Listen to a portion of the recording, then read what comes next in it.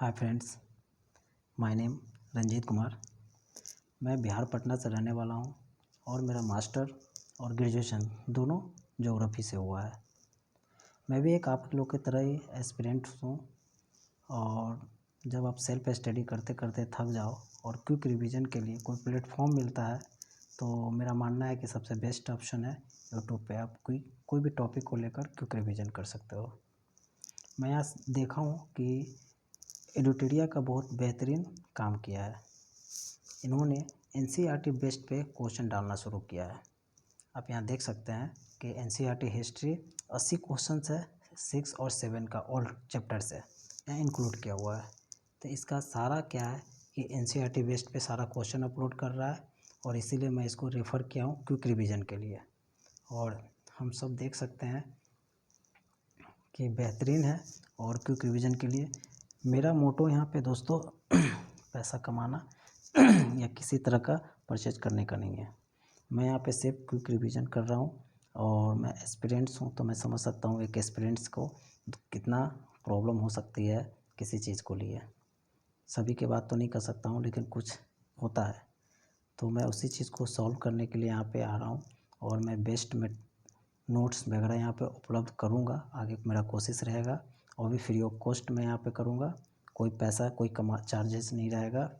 और यहाँ पे क्विक रिवीजन का भी मैं स्टार्ट कर रहा हूँ जो एडुटेरिया से है और ये सारा टॉपिक से यहाँ पे होने वाला है इसके सिलेबस अकॉर्डिंग। और नहीं मैं एडुटेरिया का प्रचार कर रहा हूँ और नहीं कुछ, ये बेहतरीन है औरों की अपेक्षा, इसलिए मैंने यहाँ पे इसका फर्स्ट चॉइस किया हूँ रेफ़र करने के लिए।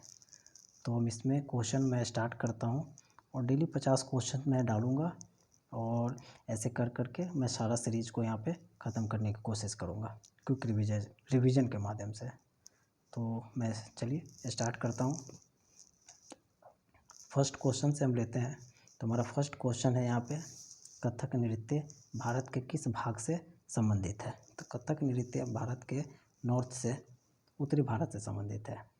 नेक्स्ट है, मेसोलिथिक या मध्य पाषाण युग के संबंध में निम्नलिखित कथनों पर विचार करें। इस समय पत्थर के औजार को माइक्रोलोथिक कहा जाता था। पत्थर के औजार आकार में बड़े होते थे। इस समय पुराने किस्म के औजार अनुपस्थित होते थे। इस विकल्प में से चयन करना है। इसका उपयुक्त केवल एक होगा।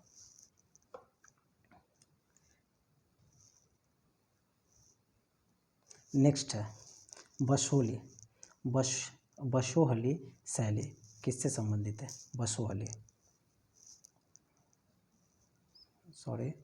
बसोहली किससे संबंधित है?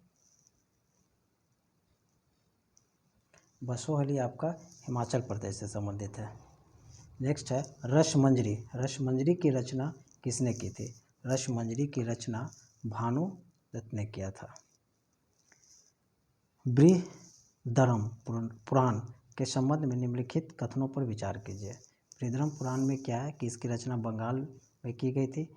इसमें ब्राह्मणों के कुछ विशिष्ट प्रकार के मछलियाँ खाने की अनुमति हुई थी। तो इसका आंसर ए और सी दोनों होगा।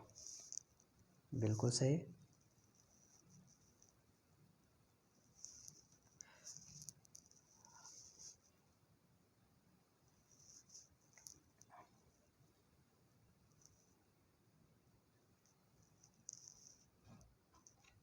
मिलान करना है। फर्रुखसियर आलमगीर द्वितीय, शाह आलम द्वितीय, अहमद शाह अब्दाली। फर्रुखसियर का है 1713 से 19, 1713 से 19 फर्रुखसियर है। आलमगीर द्वितीय का 54 से 59 है। शाह आलम का 1759 से 1860 है। अहमद शाह अब्दाली 1748 से 54 है। इसका आंसर हो जाएगा बी।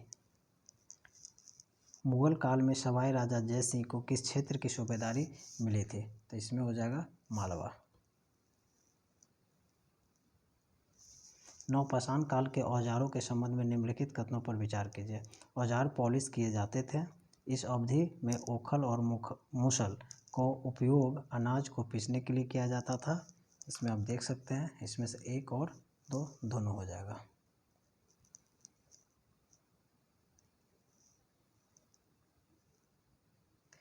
सिख जत्थों तथा मिसलों की संयुक्त सेना को क्या कहा जाता था? संयुक्त सेना को दल खालसा के नाम से जाना जाता था। सिखों की राखी व्यवस्था सिक्कों की राखी व्यवस्था के अंतर्गत उपज का कितना प्रतिशत हिस्सा संरक्षण के लिए लिया जाता था।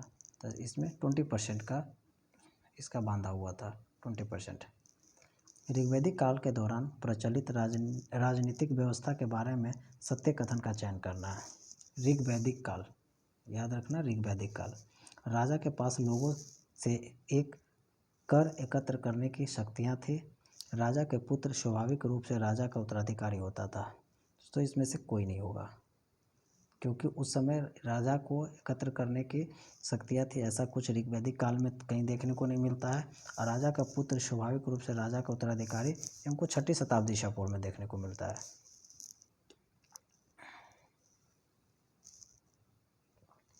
उत्तर वैदिक काल की सामाजिक स्थिति के बारे में निम्नलिखित कथनों पर विचार करें।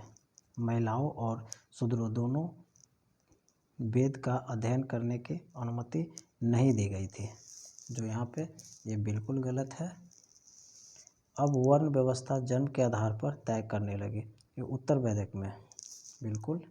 इसमें से कौन सही विकल्प है? 1 और 2 दोनों सही विकल्प होगा। सही विकल्प है। अनुमति नहीं दी गई थी, नहीं दी गई थी, तो ये सही होगा। मैं गलत लगा दिया, और ये भी सही होगा। प्रशस्ति का संदर्भ अर्थ क्या होता है? प्रशस्ति का प्रशंसा होता है। समुद्रगुप्त की नीतियों का वर्णन किसने किया था? हरिसेन ने किया था। हरिसेन के प्रयाग प्रशस्ति में दक्षिणापथ के शासकों की संख्या कितनी बताई गई थी? 12 बताई गई थी। विक्रम संवत की शुरुआत किस शासक से जोड़कर देखा जाता है? चंद्रगुप्त द्वितीय। हर्षवर्धन को नर्मदा नदी के तट पर किसने रोका था? पुलकेशिन द्वितीय।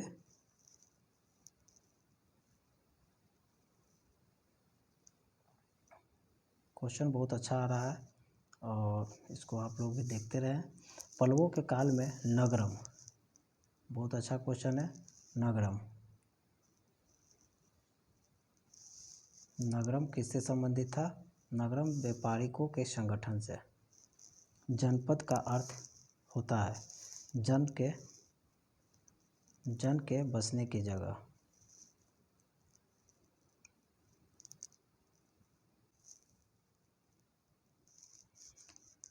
जनपद का उद्भव लगभग कितने वर्ष पूर्व हुआ था? 2500 साल पहले लगभग। महाजनपद काल के संबंध में निम्नलिखित कथनों पर विचार करें। हल के फाल लोहे के बनने लगे थे और धान के पौधे का रोपण प्रारंभ हो गया था। महाजन काल की बात करते हैं, तो इसमें से न तो 1 होगा और न 2 होगा। पाणिनि के संबंध में निम्नलिखित कथनों पर विचार करें। उन्होंने संस्कृत के लिए व्याकरण तैयार किया, बिल्कुल सही है। उन्होंने एक विशेष क्रम में स्वर की रचना की, परंतु व्यंजनों को बाद काल में विद्वानों को जोड़ा गया। दिए गए कूट को विकल्प का चयन करना है, इसमें से केवल 1 होगा। वज्जी संघ का वर्णन किस पुस्तक में है? वज्जी संघ का वर्णन किस में है? दीर्घ निकाय में है वज्जी संघ का।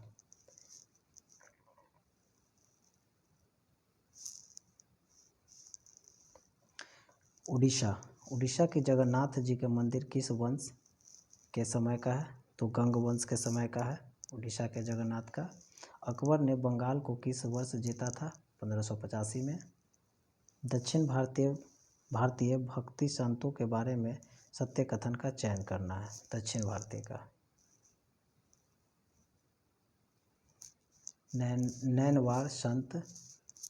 नैनवार शैव संत से थे, बिल्कुल सही है। अलवार वैष्णव संत से थे, ये भी सही है।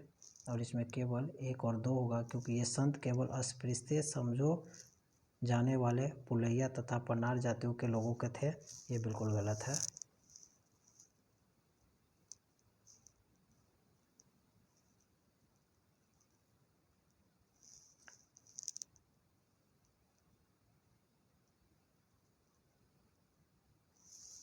निम्नलिखित कथनों पर विचार करें। फुहार पांड्यों का बंदरगाह था, मदुरै चोलों का बंदरगाह था। दिए गए कूट को सही चयन करें, इसमें उपरोक्त में से कोई नहीं होगा। दार्शनिक शंकर के बारे में निम्नलिखित कथनों पर विचार कीजिए। शंकर का जन्म 8वीं शताब्दी में तमिलनाडु में हुआ था। जो अद्वैत का समर्थक था, बिल्कुल सही। उन्होंने जगत में मिथ्या को समझाया, ये भी सही है। मोक्ष की प्राप्ति के लिए ज्ञान को अपनाने का उपदेश दिया, ये भी सही है। 2, 3, 4 बी आंसर हो रहा है हमारा। वीर शैव आंदोलन किस क्षेत्र से था? वीर शैव आंदोलन कर्नाटक से संबंधित था। महात्मा गांधी के प्रिय भजन वैष्णव न तो तेने कही पीर पराई जाने रे, किसने लिखा था? नरसिंह मेहता का द्वारा लिखा हुआ है। प्रारंभ में नाथ पंथ भारत के किस क्षेत्र में लोकप्रिय थे? उत्तरी क्षेत्र में।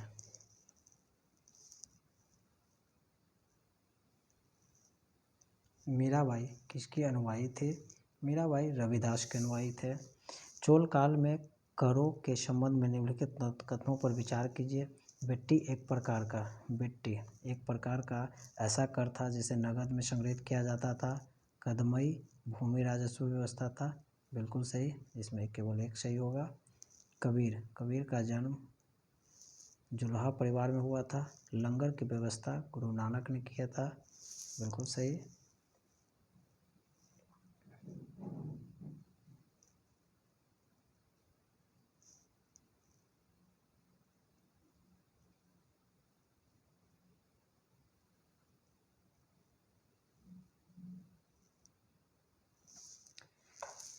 संस्कृत व्याकरण की रचना पाणिनि।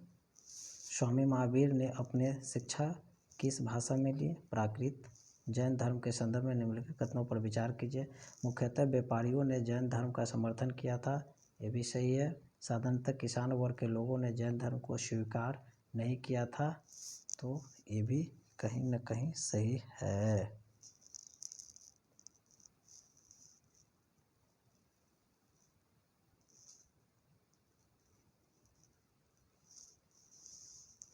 संघ में रहने वाले बौद्ध भिक्षु के लिए बनाए गए नियमों का संकलन किस ग्रंथ में मिलता है? विनय पिटक में। निम्नलिखित में से कौन सा कथन बौद्ध संघ के संदर्भ में सही नहीं है? संघ के पुरुषों और स्त्रियों को रहने के लिए अलग अलग व्यवस्था थी, ये सही है। सभी व्यक्ति संघ में प्रवेश ले सकते थे, ये भी सही है। संघ में प्रवेश के लिए बच्चों को अपने माता पिता की अनुमति लेनी पड़ती थी, ये भी सही है। विवाहित स्त्रियों को संघ में प्रवेश के लिए अपने माता पिता की अनुमति की आवश्यकता होती थी, ये गलत है, क्योंकि उसको अपने पति और पुत्र की आवश्यकता होता था। महायान के संबंध में निम्नलिखित कथनों पर विचार कीजिए। यह बौद्ध से संबंधित है, बिल्कुल सही है। इन्होंने बौद्ध धर्म में मूर्ति पूजा को बढ़ावा दिया, ये भी सही है। तो केवल 1 और 2 दोनों सही होगा। बोधिसत्वों के संबंध में निम्नलिखित कथनों पर विचार करना है। वे ज्ञान प्राप्ति के पश्चात एकांतवास में साधना करते थे, ये कहीं से सही नहीं लग रहा है। बोधिसत्वों की पूजा काफ़ी लोकप्रिय थे, बिल्कुल सही। वे भारत के बाहर जापान, चीन, दक्षिण कोरिया में थे, बिल्कुल सही है। 2 और 3 आंसर होगा। भारत की यात्रा पर आए निम्नलिखित चिन्ह बौद्ध यात्रियों को कालक्रम के अनुसार सही क्रम करें। फ्रेंड्स, इस टाइप का क्वेश्चन वेरी इम्पोर्टेंट होता है और आप इसको हमेशा हाईलाइट करें। VVI में क्रोनोलॉजी में क्वेश्चन बहुत आता है, चाहे APCS हो या UPSC का क्वेश्चन हो।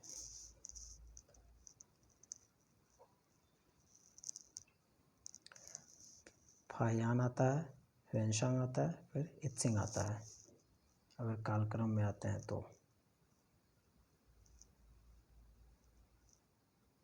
चंद्रगुप्त मौर्य के दरबार में जो पश्चिम एशिया के यूनानी राजा सेल्यूकस निकेटर का राजदूत मेगास्थनीज, निम्नलिखित में से कौन से आए विदेशी आक्रमणकारियों को क्रमशः लेके?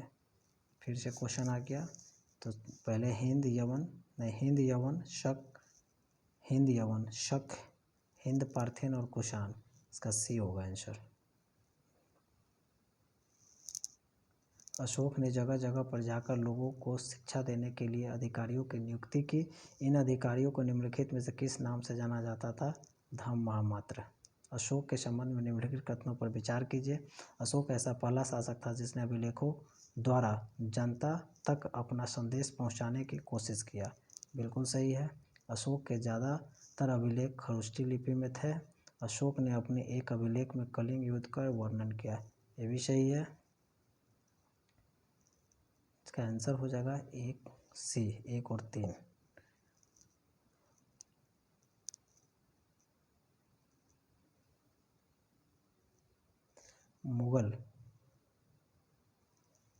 मुगलों की जागीर दिल्ली सुल्तानों में से किसके बराबर है? एकता के। 14वीं शताब्दी के ग्रंथ लीला तिलकम के बारे में सत्य कथन का चयन करें। यह केरल के मलयालम में लिखी गई ऐसी पहली साहित्यिक पुस्तक है जो व्याकरण और काव्य में संबंधित है। इस पुस्तक की रचना केवल संस्कृत में की गई थी। केवल संस्कृत में, तो यहाँ तो फिर डाउट हो रहा है केवल संस्कृत में। अब पहली साहित्य, ये भी डाउट में हो रहा है 49 का। तो इसका आंसर होगा उपरोक्त में से कोई नहीं। बहुत खूब। निम्नलिखित स्थानों में अशोक के शिलालेख प्राप्त हुए। कंधार मिला है, जौगढ़ मिला है, लुम्बिनी मिला है, ब्रह्मगिरी भी मिला है, गिरनार में भी मिला है। उपरोक्त में से सभी होगा। आज हमारा 50 क्वेश्चन का सेशन यहीं पे समाप्त कर रहा हूँ और कल मैं फिर नेक्स्ट क्वेश्चन लेकर आऊँगा। और कल का मेरा टाइमिंग रहेगा 9 बजे, डेली 9 बजे रात को, शाम 9 PM में मैं एक 50 क्वेश्चन का क्विक रिवीजन अपलोड करूँगा। और उम्मीद करता हूँ कि आप लोग इस वीडियो को देखकर सपोर्ट करें और आप लोग को भी कुछ हेल्पफुल मिले। ओके, फिलहाल बाय, थैंक यू।